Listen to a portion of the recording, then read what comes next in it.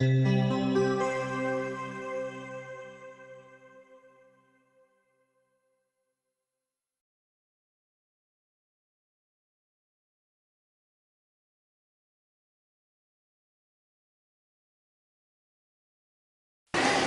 que você abrisse a sua Bíblia em Romanos capítulo 13.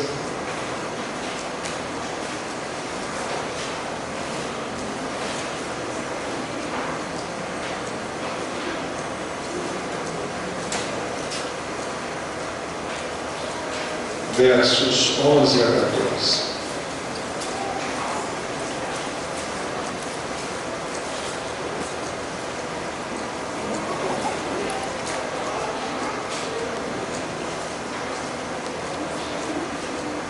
Façam isso compreendendo o tempo em que vivemos. Chegou a hora de vocês despertarem do sono, porque agora a nossa salvação está mais próxima do que quando cremos.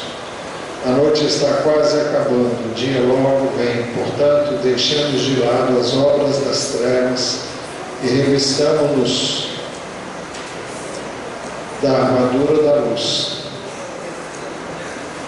Comportemo-nos com decência, como quem age à luz do dia, não em orgias e bebedeiras, não em imoralidade sexual e depravação, não em desavença e inveja. Ao contrário, revistam-se do Senhor Jesus Cristo e não fiquem premeditando como satisfazer os desejos da carne.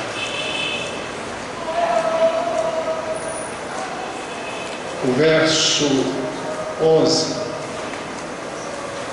começa dizendo: façam isso.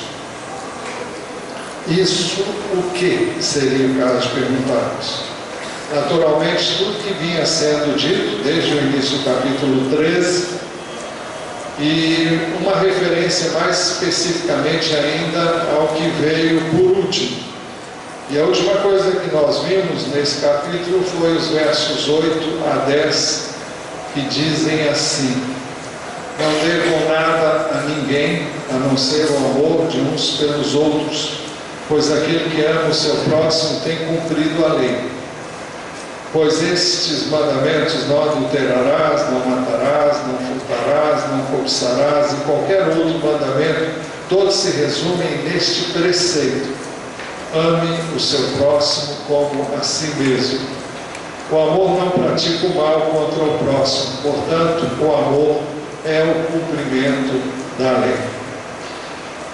Depois disso é que ele disse, então, façam isso. No versículo 11, logo no início. Por que fazer isso?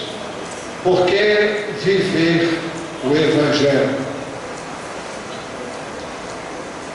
Primeiro, por causa do tempo em que vivemos. Façam isso compreendendo o tempo em que vivemos. A palavra que é traduzida por tempo é a palavra kairos. E sempre que essa palavra é usada, ela se refere entre o tempo da primeira e a segunda vinda de Cristo. Como os irmãos veem, é um tempo que até agora é bastante extenso, mas é a esse tempo que se refere a esta expressão, essa palavra, quando ela é usada, normalmente é uma expressão que vem acompanhada de outras palavras. Então, esta expressão, o tempo em que vivemos, no Novo Testamento, é chamada de fim dos tempos. 1 Coríntios 10, 11 diz assim: nós, sobre quem tem chegado o fim dos tempos. Também a expressão últimos dias é usada com o mesmo sentido. Hebreus 1, 2a diz assim: mas nestes últimos dias falou-nos por meio do Filho. Estes últimos dias estavam relacionados à vida de Jesus e a sua manifestação como homem. Então esses são os últimos dias. Quando ele voltar, completa-se o ciclo e termina o que a Bíblia chama de últimos dias. mas a Bíblia chama também de últimos tempos. Primeira Epístola de Pedro 1:20, nós lemos, o texto vai falando sobre Cristo como Cordeiro de Deus, e o verso 20 diz assim: conhecido antes da criação do mundo, revelado nestes últimos tempos, em favor de vocês. Então, todas estas expressões têm uma e a mesma significação. Então, por que viver o Evangelho? Primeiro, por causa do tempo em que vivemos. Façam isso compreendendo o tempo em que vivemos. Nós estamos às vésperas da volta de Jesus Cristo. Você pode dizer, mas isso foi dito há 2000 anos atrás? Bem, a Bíblia nos ensina a esperar o Senhor como alguém que vai chegar de uma hora para outra, não vai avisar, olha, estou chegando. Quando você menos esperar, ele está aí. Então, a Bíblia fala da necessidade de você estar preparado como alguém que se prepara para, por exemplo, para evitar que o ladrão entre na sua casa. O ladrão, quando ele vem, ele não avisa, ele entra sorrateiramente e quando você vê, já está dentro da sua casa. Então, eu e você devemos estar prevenidos para não deixar que quando isso acontecer, nós estejamos despreparados. Nós devemos estar preparados para o momento em que ele vier. É verdade que existem indicativos mais precisos que nós podemos verificar nas Escrituras quanto à vinda de Jesus. Não vamos trabalhar isso hoje. Um deles está na segunda epístola que Paulo escreveu aos Tessalonicenses, e você pode ler e você vai encontrar ali algumas dicas bem preciosas. Mas por que viver o Evangelho? Em segundo lugar, porque é hora de despertarmos do sono. Façam isso compreendendo o tempo em que vivemos. Chegou a hora de vocês despertarem do sono. O que significa essa palavra sono aqui? A Bíblia emprega algumas palavras com o mesmo significado: sono, noite, trevas. E então é uma referência a quem dorme espiritualmente. E quem é que dorme espiritualmente? O texto diz: portanto, não durmamos como os demais, mas estejamos atentos e sejamos sóbrios. Pois os que dormem, dormem de noite, e os que se embriagam, embriagam-se de noite.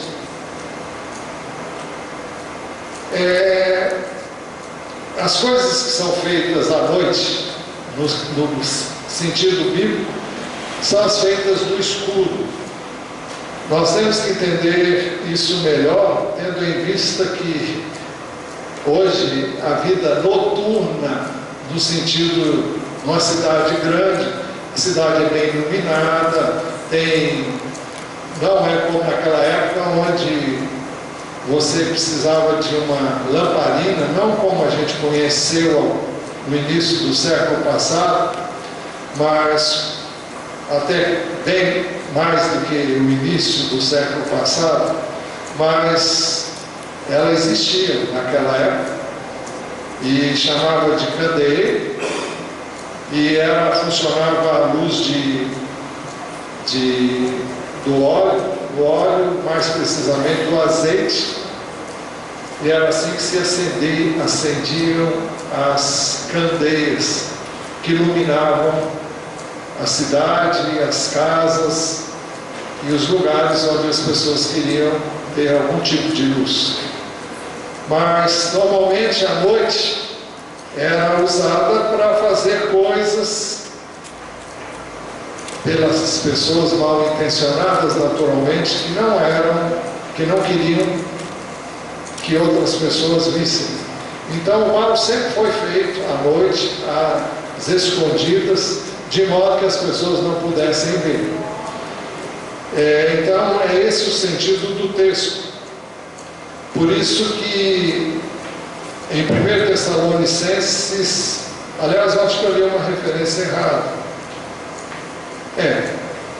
1 Tessalonicenses 5, 6 e 7 diz: portanto, não durmamos como os demais, mas estejamos atentos e sóbrios, pois os que dormem, dormem de noite. E aqui está se referindo, não é um sono normal, natural.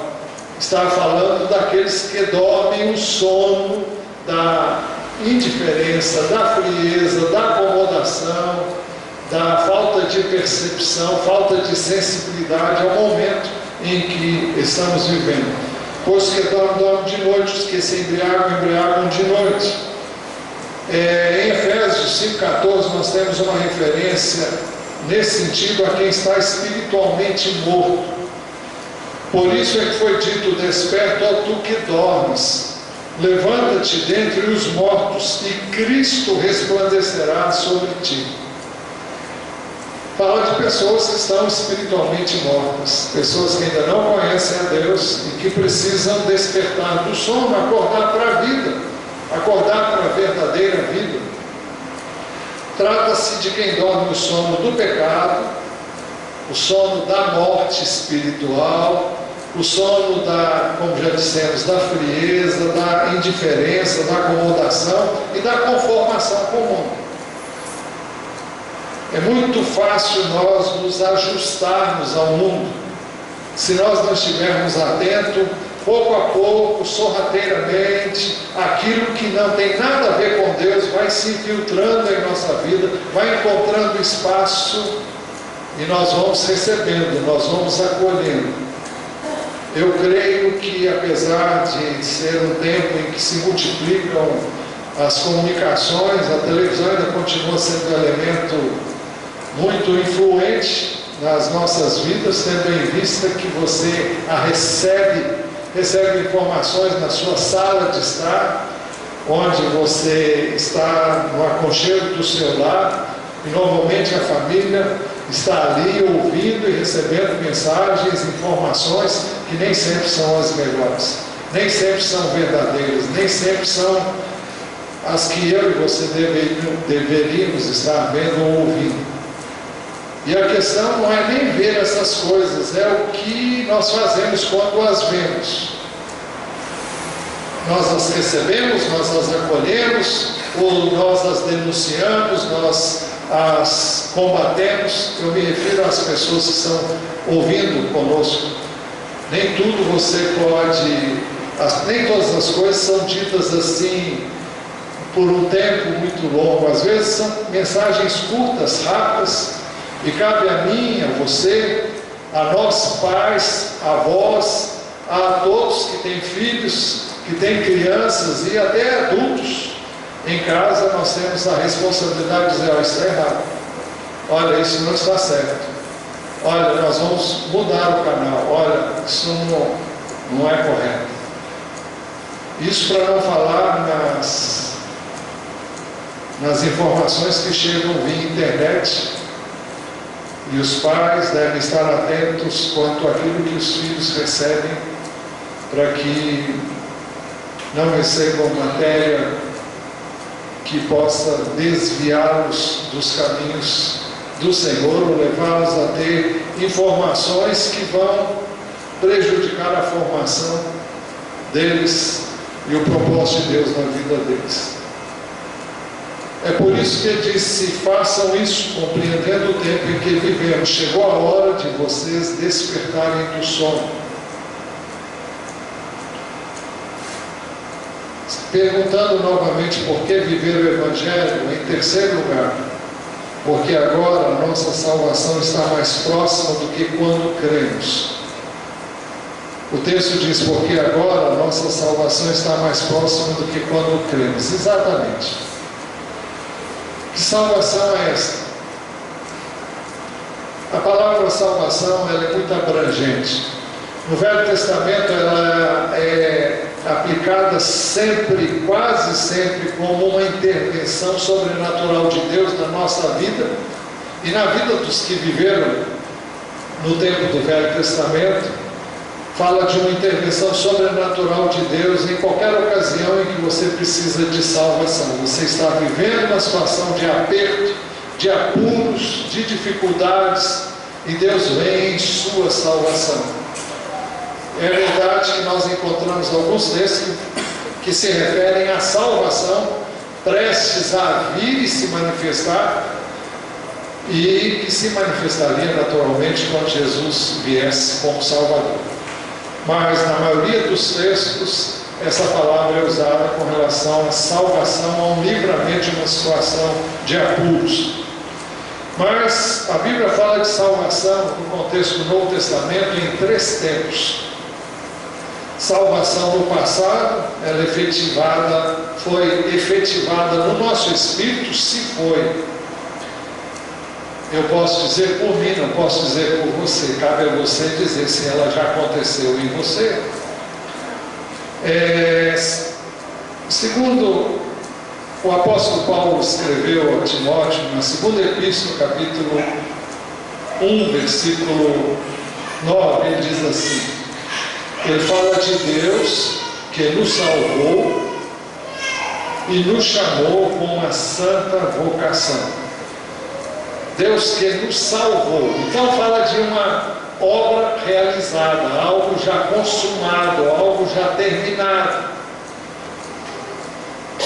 João 5,24, Jesus disse que aquele que crê naquele que o enviou, já passou da morte para a vida.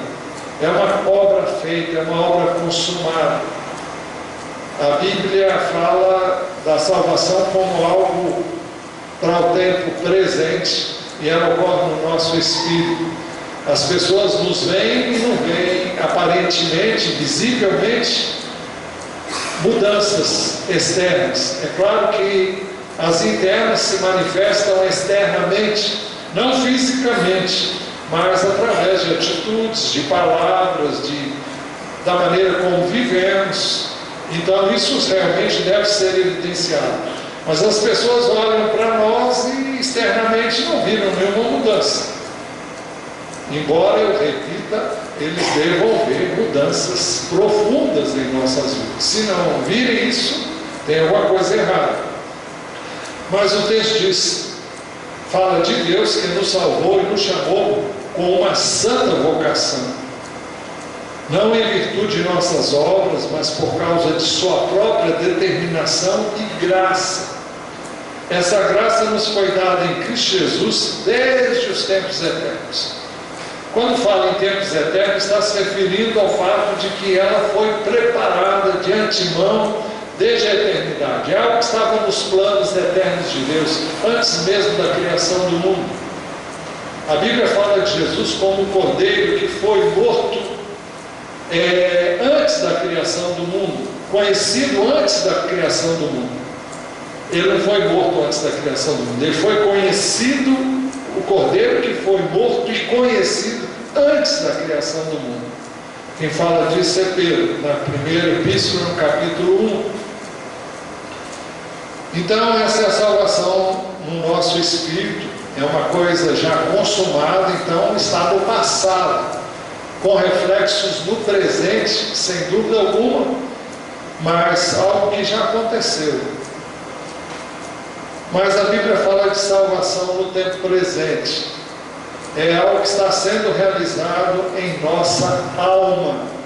E quando eu falo de alma, não estou falando numa palavra que normalmente muitas pessoas usam como sinônimo do Espírito. Não estou falando do Espírito, estou falando de alma. A palavra alma é a palavra grega, psique, e ela significa tudo aquilo que você abriga aí na sua mente. Envolve emoções, envolve vontade, envolve a capacidade que você tem de tomar decisões, de fazer escolhas. Então, isso é alma. E por que salvação da alma? Por que a alma precisa ser salva? Por que o seu psique precisa ser salvo? Porque a sua mente, trocando isso em miúdos, foi formada, ela adquiriu informações que foram sendo acumuladas desde a sua mais tenra idade. A ciência hoje prova que coisas que você disse para uma criança no ventre afetam a vida dela posteriormente. Ela pode ter sido muito amada no ventre e pode ter sido rejeitada quando estava no ventre. Isso vai afetar a vida da criança. Então, tudo aquilo que nós recebemos desde o ventre e durante toda a nossa vida foi sendo formada na nossa mente. São impressões que nós recebemos através de palavras, ações, atitudes. Isso foi formando a nossa alma, a nossa mente, as informações que nós temos registradas no nosso cérebro. Acontece que muitas informações são contrárias à palavra de Deus. Aprendemos a fazer muitas coisas erradas, coisas que nos ensinaram, coisas que aprendemos vendo outros fazerem e ouvindo outros dizerem. Então, são coisas que aprendemos, coisas que ouvimos, coisas que passamos a fazer até que encontramos Jesus. E quando encontramos Jesus, nosso espírito é mudado, é transformado. Agora, a nossa mente ainda não foi totalmente mudada. A primeira coisa que muda é o nosso entendimento com relação à salvação, com relação à fé em Jesus. Isso nós temos. Imediatamente você nasce de novo no seu espírito, mas você não tem todas as informações que você vai encontrar nas Escrituras quando você se converte. Então, a sua mente aqui precisa ser salva. É um processo. A Bíblia chama de renovação da mente. Tem gente que chama isso de santificação, processo de santificação. Eu prefiro chamar de renovação da mente porque é mais coerente com as Escrituras. Santificação fala de uma escolha que você faz, onde você se separa do mundo, do pecado, para Deus. É uma escolha que você faz. Agora, o entendimento disso e os desdobramentos disso, você tem através das Escrituras. E através das Escrituras você vai lendo, vai entendendo, e quando você entende, com a ajuda do Espírito de Deus, a sua mente é renovada. Não se trata de conhecimento intelectual, trata-se de entendimento espiritual registrado em sua mente, porque é algo revelado pelo Espírito. Está no seu espírito, é impresso na sua mente, e uma vez que isso é feito, o Espírito de Deus vai ter mais liberdade, pelo menos nas áreas onde você já recebeu o entendimento, de agir. Quando vier uma impressão dele, você não vai reagir contra, você não vai impedir, você não vai tolher, você sabe, isso é Deus, olha, isso está na palavra de Deus. Eu sei disso, porque eu já li e eu já entendi que é assim.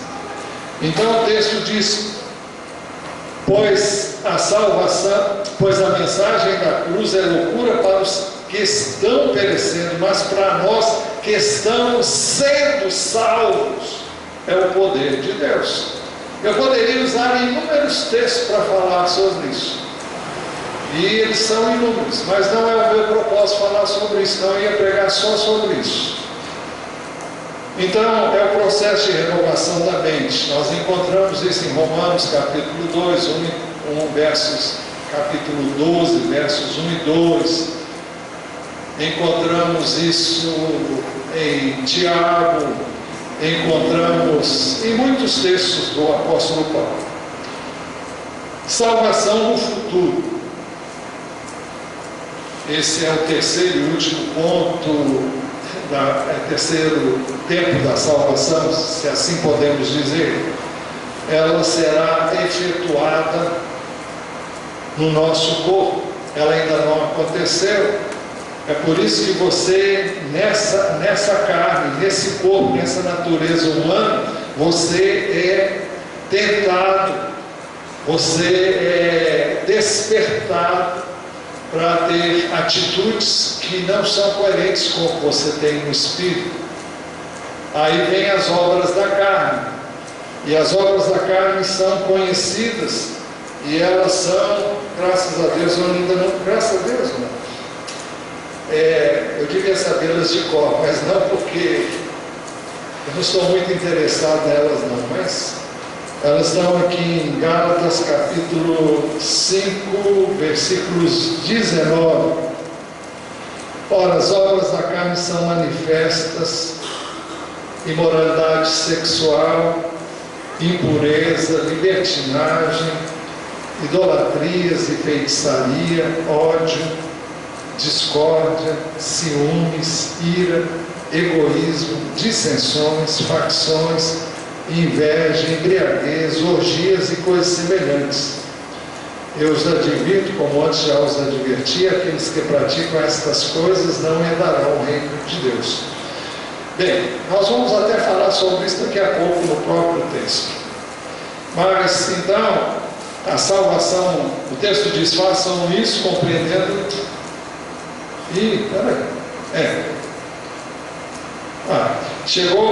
façam isso compreendendo o tempo em que vivemos. Eu estou me referindo a Romanos 13, 11, C. Chegou a hora de vocês despertarem do sono, porque agora a nossa salvação está mais próxima do que quando cremos. Aí estamos falando da salvação no corpo agora. Quando Jesus voltasse. 1 Tessalonicenses capítulo 4, versos 16 e 17 diz assim: pois dada a ordem, com a voz do arcanjo e o ressoar da trombeta de Deus, o próprio Senhor descerá dos céus, e os mortos em Cristo ressuscitarão primeiro. Depois nós, os que estivermos vivos, se estivermos vivos, seremos arrebatados com eles nas nuvens para o encontro com o Senhor nos ares, e assim estaremos com o Senhor para sempre. Escrevendo aos Coríntios, no capítulo 15, primeira epístola aos Coríntios, no capítulo 15, lá quase nos últimos versos finais, o apóstolo Paulo diz que carne e sangue não podem herdar o reino de Deus.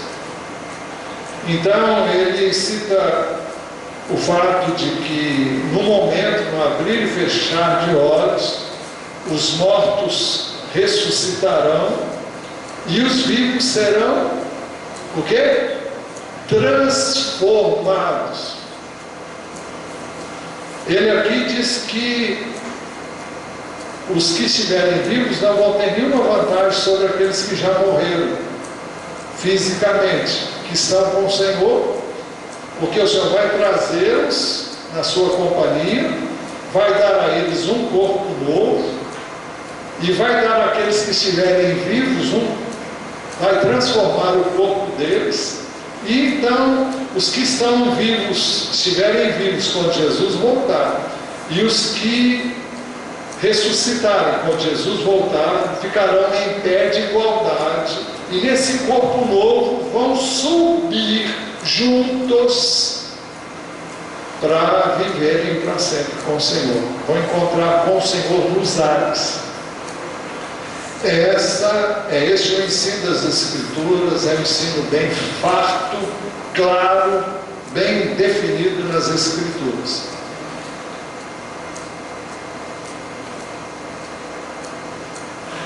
Por isso, quando o apóstolo disse em Romanos 13, 11, porque agora a nossa salvação está mais próxima do que quando cremos, ele estava se referindo à salvação no futuro, a salvação do corpo.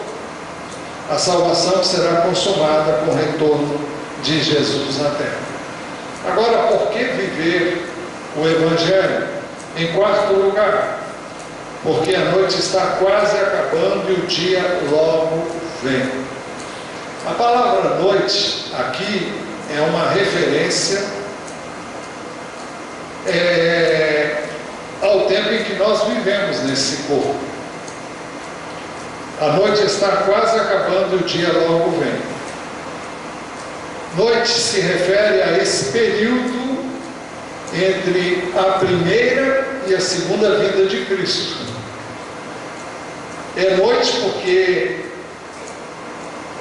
ele se refere ao dia como sendo o dia da volta de Jesus. Ele diz: a noite está quase acabando e o dia logo vem. Fala de alguém que está vivendo um final de noite, prestes a amanhecer, a ver o dia amanhecer. Essa deve ser a nossa expectativa. Alguém que espera um novo dia, espera o amanhecer quando Jesus retorna. Fala do dia da volta de Jesus, da consumação de todas as coisas, da efetivação da salvação eterna no corpo, de recebermos esse novo corpo, da nossa glorificação. Olha, a Bíblia fala que nós seremos glorificados.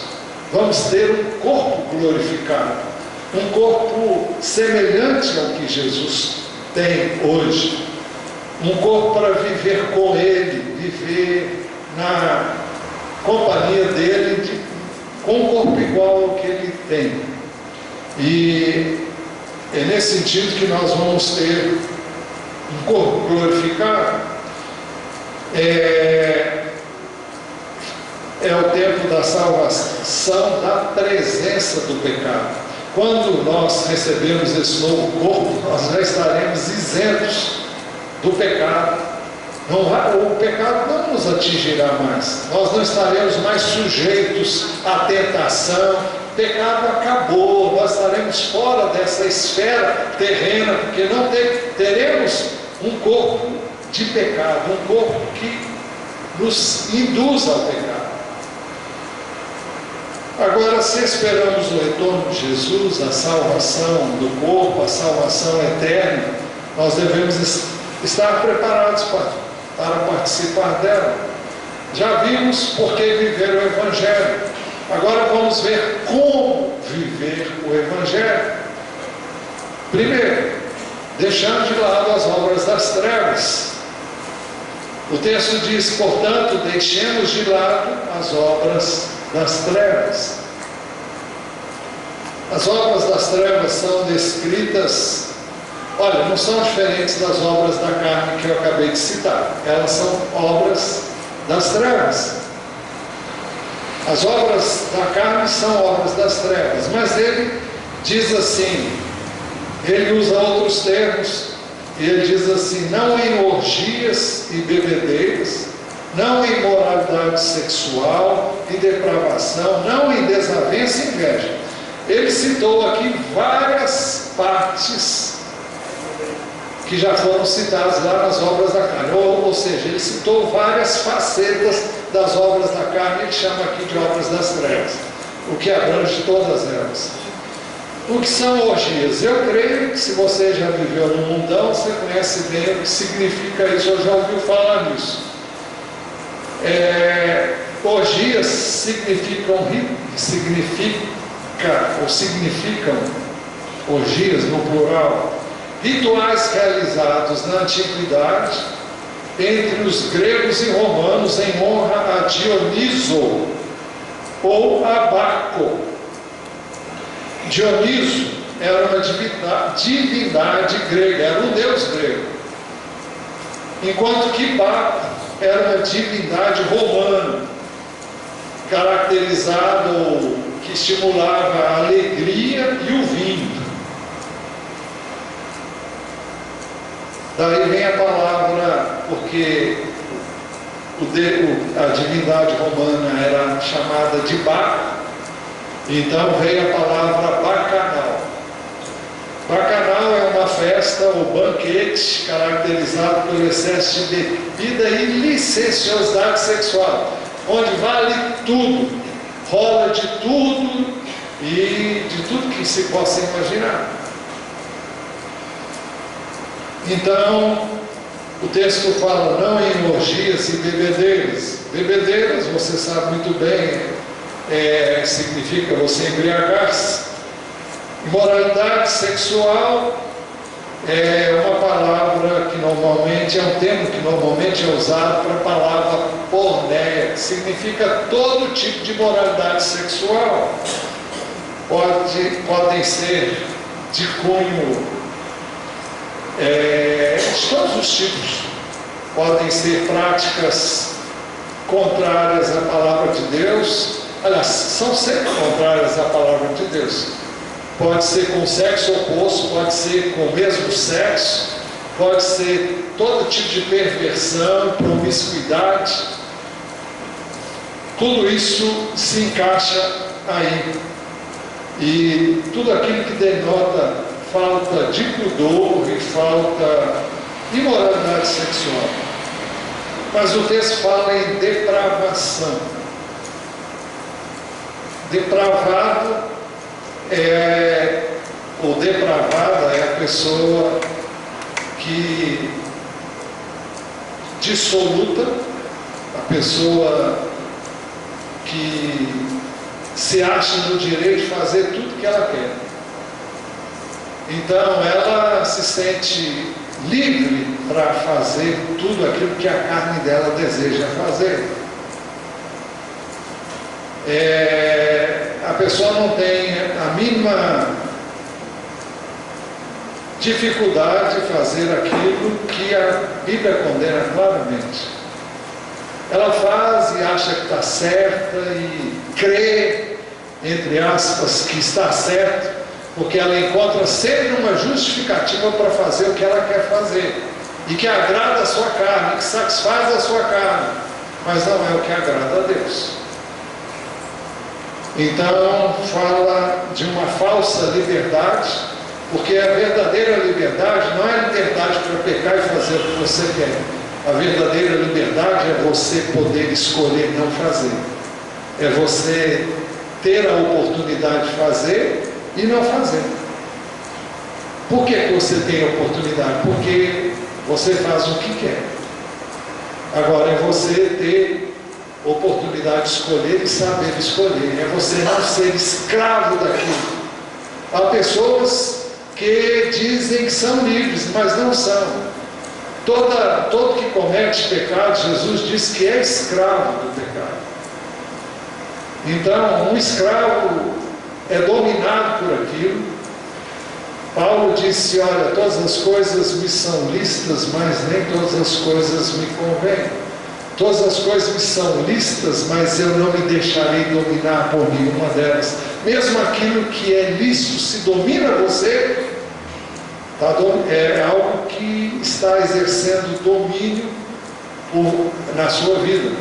Pode ser um vício qualquer, pode ser um jogo.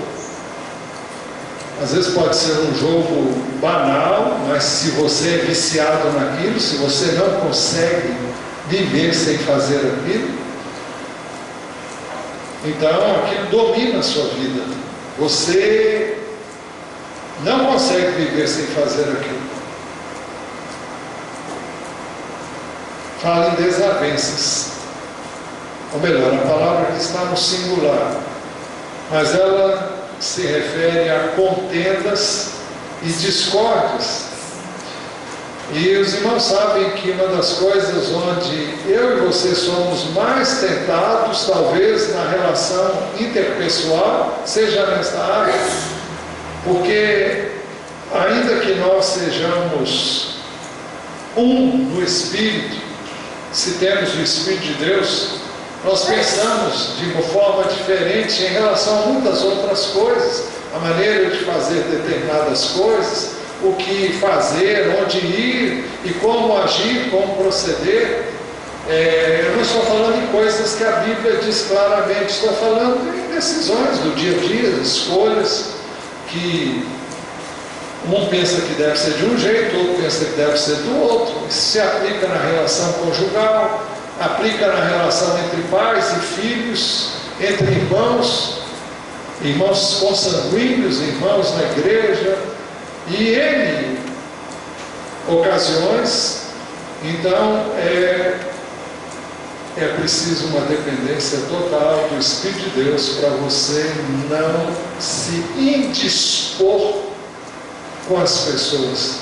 Eu não estou falando que você vá ser conivente com o erro, com o pecado, mas você tem que ter sabedoria para poder lidar com essas situações e não deixar que elas afetem a sua vida. Eu estou dizendo isso porque eu sou tão fraco quanto você. Humanamente falando, eu sou sujeito às mesmas fraquezas e limitações que você tem. Então, o que acontece comigo, eu sei que acontece com você. Agora, só há uma maneira de nós não termos essas coisas. Depois vem inveja, que também pode ser traduzido por ciúmes, porque são palavras bem semelhantes e às vezes é difícil saber o que é inveja e o que é ciúme. É claro que inveja é você querer ter o que o outro tem, ou ser como o outro é. Ciúmes já fala mais de possessão, ou pode ser ciúme porque o outro foi elogiado, você não foi, ou porque se esquecer de você, você ficou com ciúme de quem? Olha, a coisa aí vai. Inveja e ciúme são muito parecidos, mas são coisas da carne. Como é que a gente vai fazer? Todas essas coisas caracterizam trevas, caracterizam a carne, são obras que não devem permanecer em nós. Elas têm a ver com comer e beber desregrado, têm a ver com as práticas sexuais ilícitas, tem a ver com o modo errado de nos relacionarmos com as pessoas. E são áreas bem frágeis na vida humana. E nós temos que ter muito cuidado. Por isso, Romanos 13, 12 diz assim: portanto, deixemos de lado as obras das trevas. E nós continuamos perguntando: como viver o Evangelho? Segundo, revestindo-nos da armadura da luz. E revistamos-nos da armadura da luz. Você tem que deixar as obras das trevas. Hoje de manhã nós vimos: se o meu povo, que se chama pelo meu nome, se humilhar e orar, e se afastar dos seus maus caminhos, dos céus eu ouvirei, perdoarei o seu pecado e curarei a sua terra. Se afastar dos seus maus caminhos. Então nós precisamos primeiro deixarmos de lado as obras das trevas. Segundo, revestirmos da armadura da luz. Eu tenho que dizer não ao pecado. Eu não posso ter o pecado e a luz, as trevas e a luz ao mesmo tempo. A luz só pode manifestar-se quando o pecado for retirado. Eu retiro o pecado e a luz vem na sua inteireza. E revistamos-nos da armadura da luz. A armadura da luz caracteriza a roupa que você veste de dia. O dia que vem chegando, o futuro prestes a manifestar-se radiante, o dia do Senhor, no sentido eterno. A armadura da luz é descrita em Romanos 13, 13a. Diz assim: comportem-se com decência como quem age à luz do dia.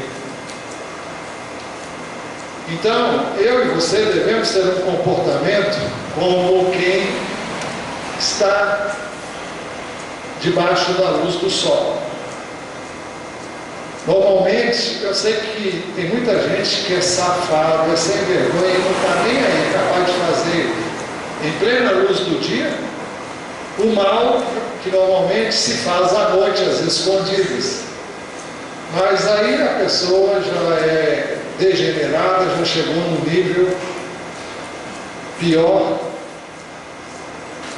no mais baixo grau imaginável.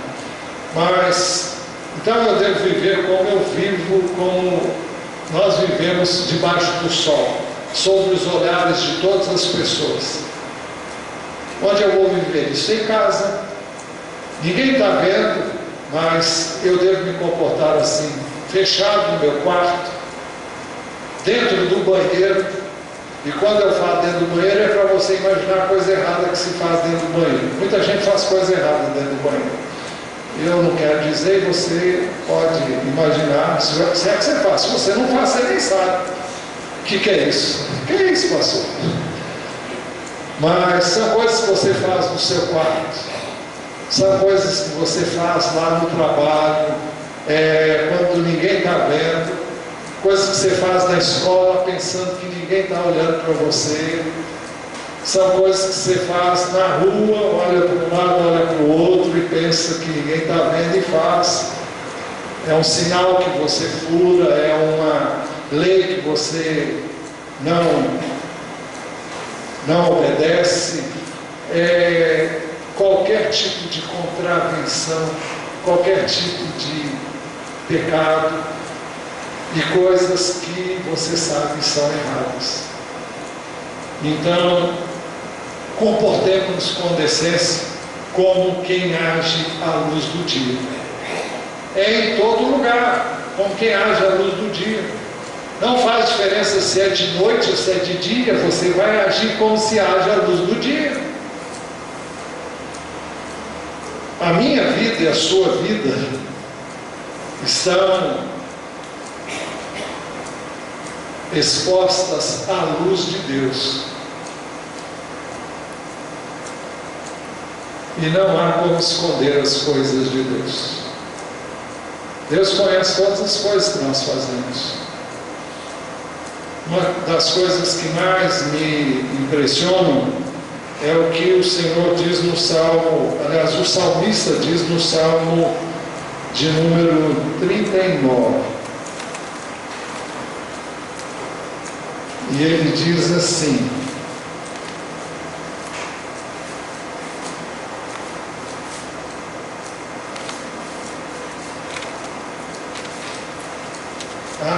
é o 139.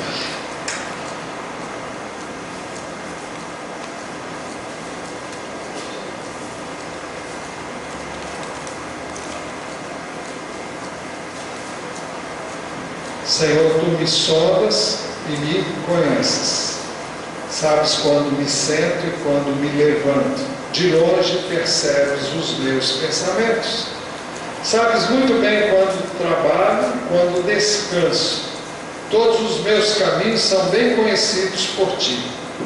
Antes mesmo que a palavra me chegue à língua, tu já conheces inteiramente, Senhor. Tu me cercas por trás e pela frente, e pões a tua mão sobre mim. Tal conhecimento é maravilhoso demais, está além do meu alcance. É tão elevado que não posso atingir. Para onde poderia eu escapar do teu Espírito? Para onde poderia fugir da tua presença? Se eu subir aos céus, lá estás. Se eu fizer a minha cama na sepultura, ou no abismo, também lá estás. Se eu subir com as asas da alvorada e morar nas extremidades do mar, mesmo ali a tua mão direita me guiará e me susterá. Mesmo que eu diga que as trevas me encobrirão e que a luz se tornará noite ao meu redor, verei que nem as trevas são escuras para ti. A noite brilhará como o dia, pois para ti as trevas são luz. Aqui está falando que não existe um lugar escondido para Deus. Ele vê em todos os lugares. Então, não importa se as pessoas estão vendo, Deus está vendo. E se você não tem a Deus que vê, você não tem mais ninguém. Eu e você devemos fazer ou deixar fazer ou não fazer as coisas por temor a Ele. E temor não é medo, não. Temor é respeito, é consideração. Olha, Ele falou, eu tenho que considerar isso. Eu não vou passar por cima da palavra dele. Ou se eu passei, eu vou pedir perdão, pedir que Ele tenha misericórdia de mim. Mas se você faz isso e acha que está tudo bom, Sei não. Isso é um problema que você tem que considerar. Comportemos-nos com decência como quem age à luz do dia. Isso fala de honestidade, fala de transparência, fala de coisas, valores que hoje são raros numa sociedade como a que nós vivemos, onde todos são ladrões e salteadores, onde todos, com raríssimas exceções, são corruptos e são fáceis de serem comprados, com favor, com uma lisonja, com um agrado, com um presente. Eu fui comerciante muitos anos, antes de deixar tudo para servir o Senhor. E não faltou ocasião para me oferecerem nenhuma vantagem para eu concordar com negócios escusos, especialmente para vender para as repartições públicas. Era lá em Brasília, e as repartições públicas naquela época compravam fábulas, e em determinados lugares você só conseguiria entrar se você desse 5%. Era o mínimo, era uma taxazinha boa, viu? Se você quisesse entrar, você faturava milhões, mas era assim. Como viver o Evangelho? Eu estou acabando. Terceiro, revestindo-nos do Senhor Jesus. O segundo que nós vimos é revestindo-nos da armadura da luz. E agora revestindo-nos do Senhor Jesus Cristo. O texto diz: ao contrário, revistam-se do Senhor Jesus. É muito fácil hoje nós vestirmos uma camisa onde está escrito Jesus aqui. Eu tenho uma delas, gosto de usá-la, e quem me deu foi minha esposa, e eu gosto daquela camisa, gosto mesmo. Mas você pode usar a camisa sem que a camisa seja condizente com o interior.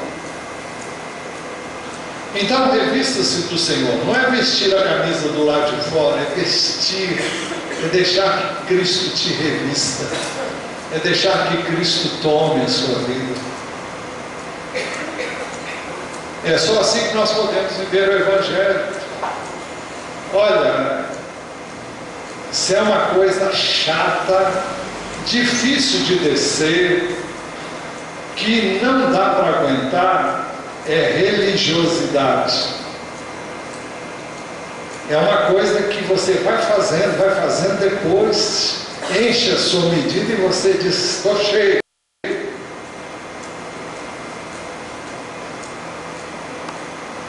Muitas pessoas oram, mas oram religiosamente.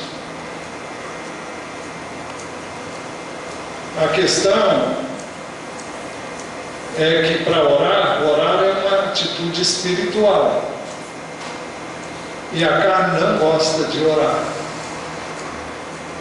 Para você orar, você tem que dizer: Deus, eu quero falar contigo. E muitas vezes você tem que chegar a um ponto tal em que você tem tanta necessidade que você não sabe viver sem orar. Eu posso dizer para você que eu me sinto assim. Para realizar a obra de Deus, eu não consigo realizá-la sem oração, não consigo mesmo. Oração para mim é fôlego de vida, é essencial. E essa é a razão pela qual eu tenho batido aqui nessa tecla. Infelizmente ela não desceu ainda totalmente como gostaria que as pessoas absorvessem. Mas eu sei o que é realizar a obra de Deus na carne, sei o que é realizar a obra de Deus no Espírito. Não dá para fazer a obra de Deus na carne. Você se frustra, você se cansa, você se esgota, você chuta o balde.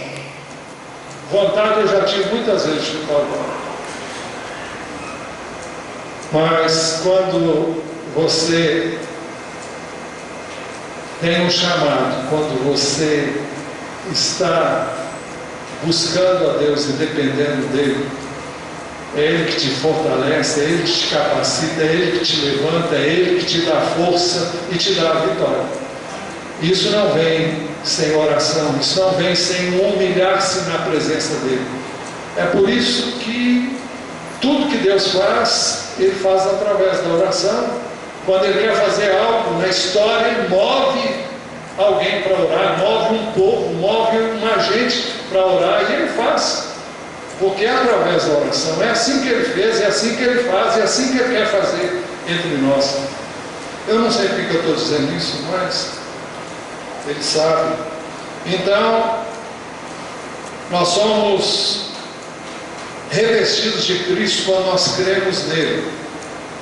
Escrevendo aos Gálatas, o apóstolo Paulo diz: pois os que em Cristo foram batizados, de Cristo se revestiram. Ele está falando aqui de um batismo que normalmente no tempo de Jesus acontecia junto com o batismo nas águas. Mas ele está falando do batismo espiritual. É da nossa imersão em Cristo. É da nossa inclusão em Cristo. É quando nós somos... Você sabe que a palavra batismo significa imergir. Nós somos imersos em Cristo quando cremos nele. Significa que o seu espírito é absorvido pelo Espírito de Jesus, ou seja, pelo Espírito de Deus, e você então é imerso nele. E batizar significa emergir algo numa substância e retirá-la para fora. Quando você tira aquilo que foi imerso, que no caso é você sai com todas as características daquilo no qual você foi imerso. E se fomos imersos em Cristo, Cristo agora é nosso e nós somos dele, nós estamos nele, nós fomos incluídos nele, nós estamos vinculados a ele. E esse vínculo não é desfeito, ele é eterno. A questão é que você foi imerso em Cristo, você foi batizado nele. Se você tem essa experiência, acabou, ninguém tira isso. Pois os que em Cristo foram batizados, de Cristo se revestiram, da sua vida, do seu poder, do seu Espírito, da sua palavra, da sua armadura. Isso se deu e se dá no nosso Espírito. Nós somos revestidos de Cristo quando permitimos a renovação da nossa mente, como já falamos. Efésios 4, 22 a 24 diz assim: quanto à antiga maneira de viver, vocês foram ensinados a despir-se do velho homem. Ele está falando de você tirar uma roupa, e ele está se referindo à sua maneira de pensar antiga, à sua maneira de agir antiga, a despir-se do velho homem que se corrompe por desejos enganosos. É a natureza humana caída, pecaminosa, perversa, maldosa, a serem renovados no modo de pensar. E a palavra que é usada aqui, o termo que é usado, fala de renovado espiritualmente, na mente, a revestir-se do novo homem. O que é o novo homem? O novo homem é o seu espírito nascido de novo. Mas é preciso que o que está no espírito venha para a mente. E então o novo homem vai ter liberdade de expressão, porque é no novo homem que Cristo vive. É o novo homem que foi batizado em Cristo, e ele precisa de liberdade para ele poder agir. Para isso sua mente precisa ser renovada. Se você não programa, se você não tem um programa, você pode ter todos os recursos no computador, mas se você não tem um programa para reproduzir aquilo que você tem ali no computador, não tem como. Então a nossa mente tem que ser reprogramada para ela aceitar e deixar o Espírito de Deus fluir. Para isso você precisa conhecer a Deus, conhecer a Cristo. Por isso que a Bíblia diz que nós devemos crescer na graça e no conhecimento de Cristo Jesus, nosso Senhor. Antes crescer na graça e no conhecimento de Cristo Jesus, nosso Senhor. Nós precisamos crescer. Quanto mais conhecemos, mais temos dele. Quanto mais entendemos acerca dele, mais ele tem liberdade em nós. A revestir-se do novo homem, criado para ser semelhante a Deus. É esse o propósito de Deus, que nós sejamos semelhantes a Ele. Ele nos criou assim, no nosso espírito, semelhantes a Ele. Nós fomos criados assim, o pecado nos tirou, nos separou de Deus, e o novo nascimento nos recria a imagem, a semelhança de Cristo, de Deus. Criado para ser semelhante a Deus em justiça e em santidade, provenientes da verdade. Não do meu pensamento, mas da verdade. Como viver o Evangelho? Como a última coisa, tendo uma atitude radical em relação à carne. Não fiquem premeditando como satisfazer os desejos da carne. Olha, se você fica acariciando a carne, tem muita gente que pergunta se tentação é pecado. Ser tentado não é pecado, não. O problema é o que você faz com a tentação. Se você fica daquele assim, olha, aqui é a porta do pecado, e você gosta de chegar na porta e sentir o cheirinho do pecado. Então, a hora que você vai abrir a porta e o pecado vai entrar.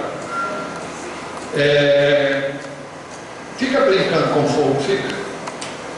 Brinca com fogo, ele vai queimar você. Uma das coisas que o Senhor disse para Caim, está registrado em Gênesis capítulo 4,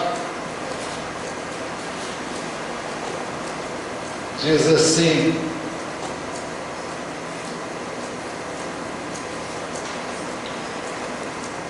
o Senhor disse a Caim: por que você está furioso?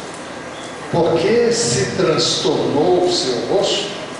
Se você fizer o bem, não será aceito, mas se não fizer, saiba que o pecado ameaça a porta. Ele deseja conquistá-la, mas você deve dominá-la. Não foi o que Caim fez. Ele deixou que o pecado entrasse e tomasse a vida dele. Então eu devo ter uma atitude radical em relação à carne, e não fiquem premeditando como satisfazer os desejos da carne. Olha, a gente tem que fugir do pecado. O pecado é para fugir, não é para enfrentar. Se eu sei que eu sou, e eu sou, e você também é, nós somos frágeis em relação ao pecado. Então nós temos que fugir do pecado. É fugir mesmo. Se você sabe que um pecado está numa rua tal, um número tal, passa do outra rua. Não passa na porta onde está o pecado. Não passa no lugar onde você é vulnerável, onde você é suscetível de cair. A Bíblia diz: não tentarás o Senhor teu Deus. Satanás disse para Jesus: atira-te daqui abaixo, porque está escrito que aos teus anjos ordenará a teu respeito para que te guardem. Acho que é mais ou menos assim. E Jesus disse, também está escrito: não tentarás o Senhor teu Deus. Não vou pular porque Deus vai me acudir, não. Ele não vai acudir coisa nenhuma. Se Jesus pulasse, ele se esborracharia lá. Você fala: é assim. Deus não mandou ele fazer, ele estava aqui em obediência total e restrita. Quem tinha mandado era o diabo, queria ver ele se dar mal. Vai fazendo, obedece o que o diabo manda você fazer, e você vai ver em que fim vai dar isso. Então, eu quero o último texto. Romanos 8, 12, 13 diz assim: portanto, irmãos, estamos em dívida não para com a carne, mas para vivermos sujeitos a ela. Pois se vocês viverem de acordo com a carne, morrerão. Mas se pelo Espírito fizerem morrer os atos do corpo, viverão. Ou você aplica a morte nela, ou ela vai te matar. E morrer aqui significa separar você de Deus.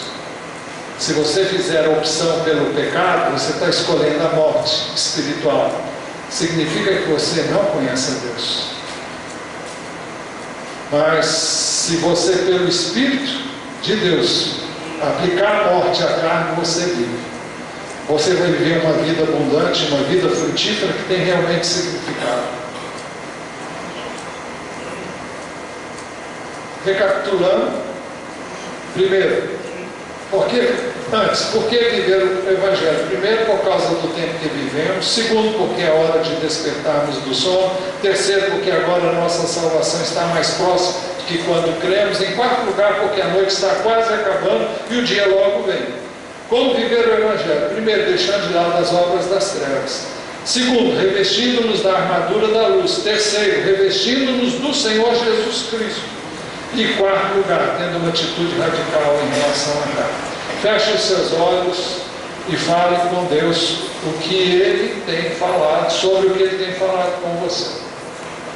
Não permita que você entre e saia sem falar com Deus sobre o que Ele falou. É verdade que você pode crer que não foi Ele que falou, mas eu creio que Ele falou. E então você tem que fazer alguma coisa. Você pode dizer que é isso que você quer para a sua vida, ou então você pode simplesmente dizer, não quero nem... Bom, você decide.